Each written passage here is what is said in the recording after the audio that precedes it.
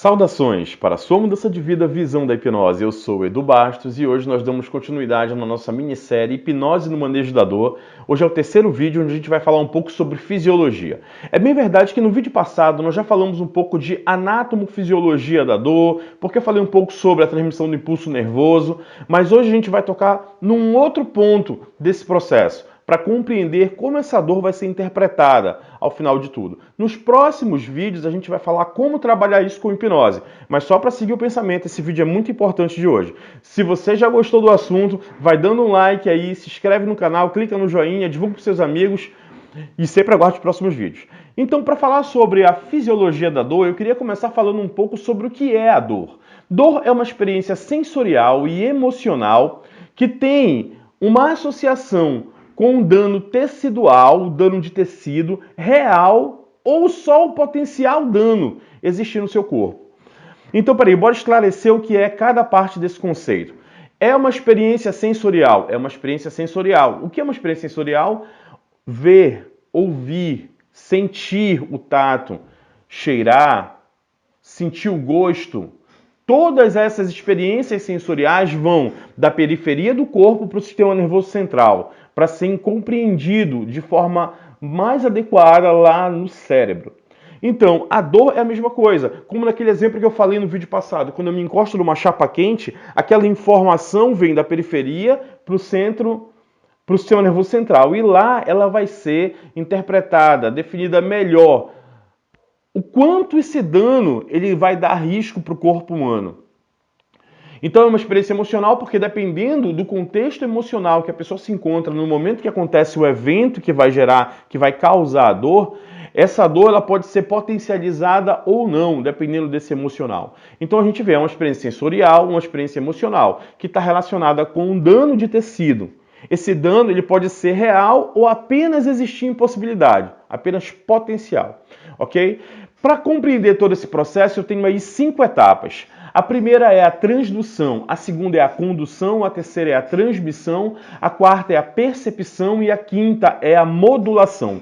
Todas são muito importantes. Bora falar um pouco agora sobre a transdução. A transdução é aquele primeiro momento que eu contei para vocês quando eu encostei na chapa quente. Aquela informação na periferia do corpo pode ser uma chapa quente, pode ser algo pontiagudo, pode ser uma substância química encostando na tua pele. Qualquer um deles vai ter que de alguma forma primeiro ser transformado em impulso elétrico dentro do teu sistema nervoso, dentro do teu corpo, na verdade. Então esse primeiro momento é a transdução, essa conversão de um impulso externo em impulso elétrico no teu corpo. Depois da transdução, nós vamos ter aí a condução. A condução vai ser a própria transmissão de célula a célula desse ponto periférico até o sistema nervoso central, chegando até as raízes dorsais, que estão lá na medula espinhal. Até aí, pessoal, você ainda não percebe a dor. Já tem o quê? Uma nocicepção, um estímulo nocivo que foi provocado, transformado em impulso elétrico no teu corpo. Mas você não tem exatamente a dor, porque a dor só é percebida a nível de tálamo, ou seja, quando essa informação sobe. É bem verdade que as etapas que eu falei para vocês, transdução, condução e agora que eu vou falar da transmissão e as outras, elas acontecem numa fração de milissegundos, sendo extremamente rápidas. E daí a gente fala também, antes de falar da transmissão, falando ainda da condução, todo esse processo ele vai acontecer extremamente rápido, com variação na velocidade das fibras. Alguns impulsos nervosos são transmitidos por fibras que são menores, elas fazem isso de forma mais lenta. As maiores, ou que possuem mielina também, fazem isso de forma mais rápida. Eu não quero entrar nesses detalhes para não confundir a cabeça de todo mundo que está assistindo aqui o canal, mas eu quero que vocês entendam que existem fibras que transmitem a dor de forma mais lenta e fibras que transmitem a dor de forma mais rápida. E isso tem a ver também com o processo de condução, que eu falei agorinha. Depois da condução já vem essa transmissão fazendo parte para chegar até a porção superior do tálamo, lá, um pouco acima do tronco cerebral, no tálamo, a transmissão vai conduzir até lá. É a mesma coisa, célula a célula, como a gente falou no vídeo passado, tem os neurônios, corpos celulares, axônio, terminal axônico. O estímulo vai naquele sentido, passa para o próximo, estimula o próximo. Isso tudo é condução, que tem a velocidade da via, inclusive envolvida, tem a transmissão para chegar até o tálamo. Então, logo após a transmissão, quando ela termina ao chegar no tálamo, na parte superior do tálamo, vem a percepção. Porque quando chega realmente no tálamo, a percepção ela passa a ser percebida como dor. Nessa hora o indivíduo sente a dor. Ele pode não identificar exatamente o ponto onde essa dor está acontecendo, onde a origem da dor acontece. Mas ele percebe que tem dor. E daí do tálamo é distribuída para o córtex. A gente falou sobre isso, inclusive, no vídeo passado. Eu só estou reforçando porque são etapas. Transdução, depois da transdução a condução, depois a transmissão. Repara que eu estou falando depois, mas é quase simultaneamente. Essa transmissão chega no tálamo e vira percepção. Da percepção, eu já tenho aí a modulação. E a modulação é muito importante nesse momento, para entender por que algumas pessoas vão ter níveis diferentes de dor. Porque a dor é subjetiva. Porque algumas pessoas, sobre o mesmo estímulo, têm mais dor do que outras pessoas.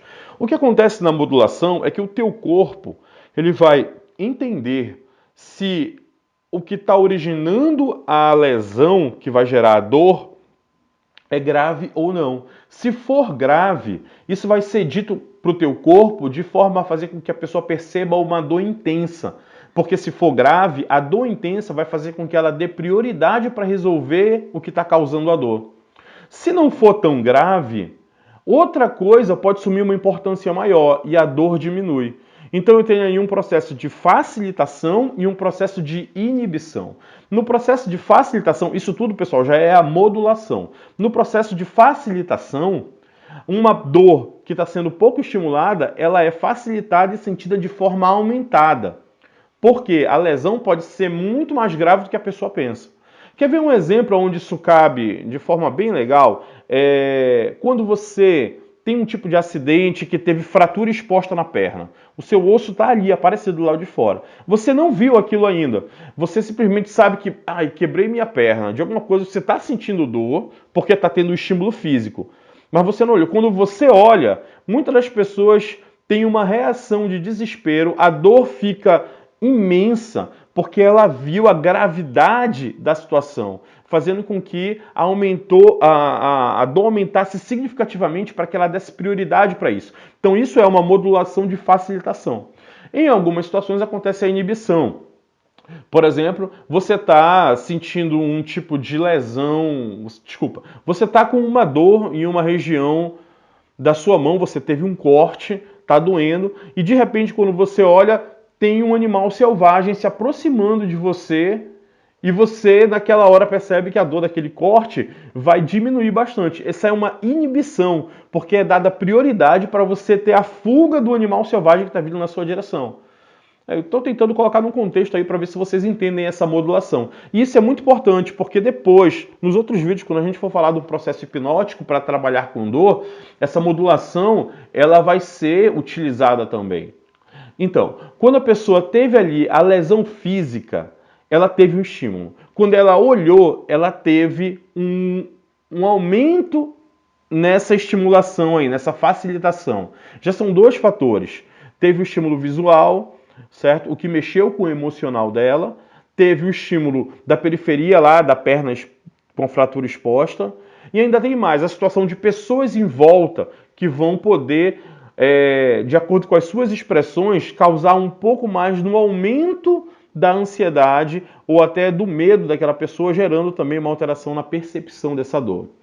Então, o que eu quero dizer para concluir esse vídeo definitivamente é que existe aí uma questão envolvida na dor biopsicossocial. Por quê?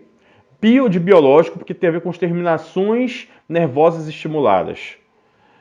Psico, porque tem a ver com o lado psicológico e emocional daquela pessoa. E social, porque o ambiente em volta também vai influenciar nesse momento. No quanto a pessoa vai estar vendo na expressão de outras pessoas ou no que elas falam, ela vai estar sentindo aquilo. Isso tudo gera a dor final, a dor crônica final. Então é uma experiência corporal, uma experiência mental e uma experiência social.